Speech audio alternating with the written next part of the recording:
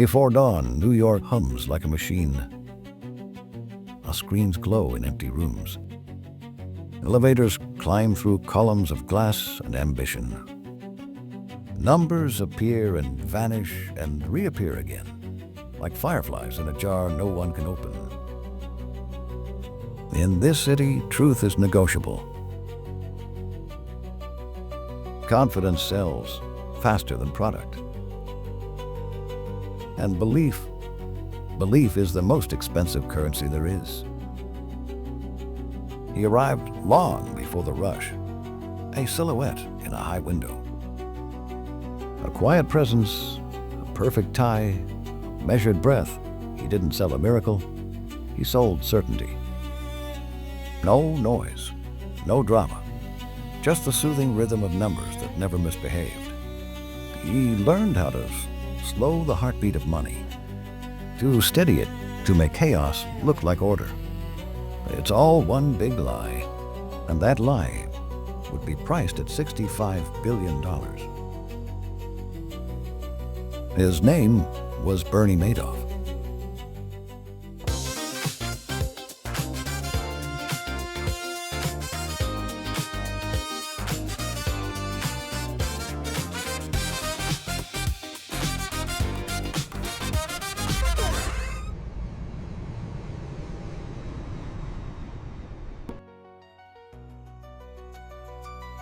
He didn't look like danger. He looked like discipline wearing a pinstripe suit. From a tiny room in Queens, he built a firm that helped wire Wall Street into the future. He built one of the earliest electronic trading networks, order flow moving through circuits with surgical precision, engineered by his own hand. He rose to chair NASDAQ, shook hands with men who wrote the rules, and learned exactly where those rules bent. He spoke softly, smiled rarely, and radiated competence. If stability had a face, it was this one. Clients didn't arrive through billboards. They arrived through whispers. Don't tell everyone. They were told. His fund is full. Maybe, if you're lucky, next quarter. Exclusivity did the marketing. A reputation did the rest. He wasn't the loudest trader in the room. He was the room everyone wanted to be invited into. Behind the polished front, behind the receptionist, behind the framed awards, there was a door most people never saw. 17B. No live terminals linked to exchanges. No shouting, no rush, no panic. Just printers humming like engines of illusion. Endless green bar paper sliding into gray plastic trays. The rhythm of a factory line that made performance. Here is how the magic worked. Simple, ugly, effective. Backfilling trades. After markets closed, his staff picked prices from the day's range and wrote history backward. If IBM had spiked, the statement showed he'd sold before the drop. So if it slumped, he'd have bought right after. Every decision perfect in hindsight. Fabricating confirms. Trade times, ticket IDs, CUSIP, fees, all plausible, all invented.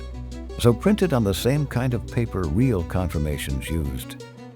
Because on Wall Street, the format of truth often passes for the truth itself. The silent archive. Boxes of statements matched to client files. So if anyone checked their own paper, it matched. No one asked the market to confirm the market. A real trade leaves footprints, exchange prints, clearing records, counterparties. Madoff's portfolio left none, a ghost fund walking through walls. He gave the illusion a name that sounded like homework. Split, strike, conversion. For those who trade, you know the language. Simple version. Buy a basket of blue chip stocks. Sell covered calls to collect premium. Buy protective puts to cap the downside. So you trade away the extremes and keep the middle. Boring, safe, conservative. Exactly what anxious wealth wants. Now the tell. A real split strike portfolio breathe. Your P&L wiggles with the market. Vol spikes, spreads widen, bills miss, hedges slip, theta bleeds. Flatness is not part of the package. His line didn't breathe. His line glided.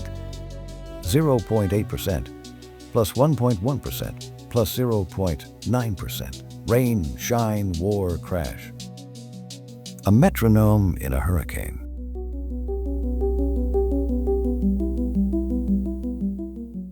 And now traders flag. Returns clustered near 1% monthly. Vanishing volatility. No documented slippage. Option volume that, in aggregate, exceeded available contract. You can hide a lie in jargon until math turns on the light.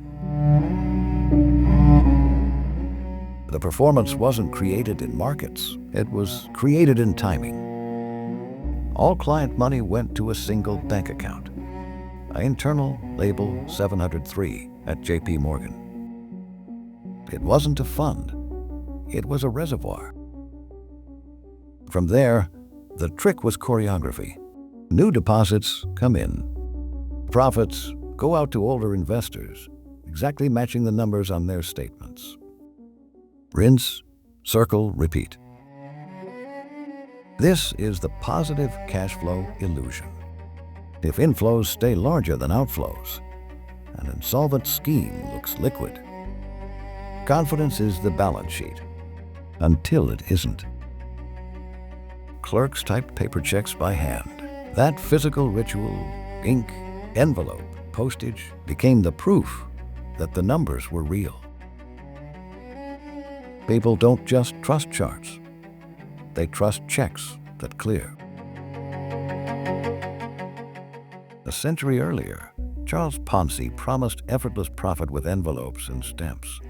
Bernie modernized the blueprint with servers and spreadsheets. Same hunger, new disguise.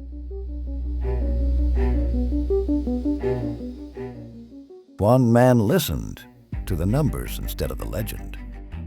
Harry Markopolos. He reverse-engineered the strategy and found contradictions. Sharp ratio north of 10.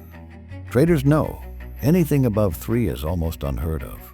Above 5 is myth. Above 10 is pure fiction.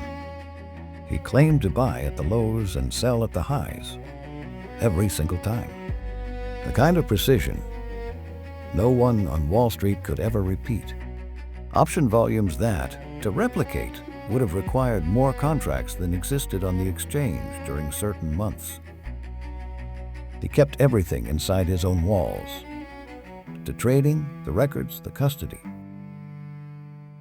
When asked who verified his trades, he smiled and said, "We self-clear." Harry Markopolos filed with the SEC again and again, 5 documented warnings. But institutions don't audit saints. They invite them to dinner. 2008, the floor gives way. Lehman falls, funds freeze, credit seizes. Fear turns, every maybe later, into a now. Investors rush the exits. Redemptions surge. For 20 years, the current flowed one way, in. Now it reverses, out. A Ponzi dies fast, not slow. The math is instant. When more money leaves than comes in, there is no later. Paper profits want to be cash. Cash isn't there. He calls his sons to the apartment. He speaks the sentence that built his empire and ends it, all in one breath. It's all one big lie. He doesn't run. He doesn't bargain. When the agents ask, "How much?" he guesses 50. But the ledger says closer to 65. In the 703 account, a few hundred million remain, enough to prove the collapse, not the legend. The blast radius isn't just rich people crying on yachts. Charities vanish. Pensions evaporate. Fund for Holocaust survivors collapses overnight. The safest name on Wall Street becomes its deepest betrayal. And the family, they don't leave the blast radius. Grief moves in. On the second anniversary of the arrest, Mark Madoff takes his life. There is no neat accounting for a wound like that. Industry recoil, clean, quick. Independent custodians become table stakes. Third-party trade verification is standard. Risk teams stop worshiping smooth charts and start distrusting them. He changed the rules by breaking them.